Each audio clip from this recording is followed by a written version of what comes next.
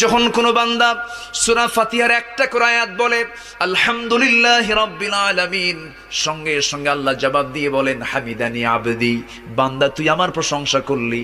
আর রহমানির রহিম যখন বলে আল্লাহ বলেন আসনা আলাইয়া আবদি। মালিক ইয়াউমিদ্দিন যখন বলে আল্লাহ বলেন মাজ্জাদানি আবদি।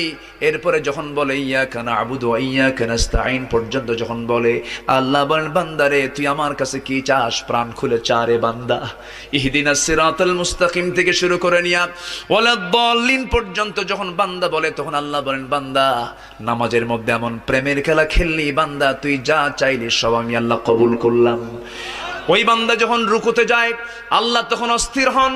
ওই বান্দা যখন সিজদায় যাওয়ার জন্য প্রস্তুতি নাই, সমস্ত ফেরেশতাকে ডাক দিয়ে বলেন ও ফেরেশতারা, এই বান্দাগুলো আমাকে দেখলো না, রাসূলকে দেখলো না, কোরআনকে দেখে হাদিসকে বিশ্বাস করে আমাকে খুশি করার জন্য তার সবচেয়ে সম্মানজনক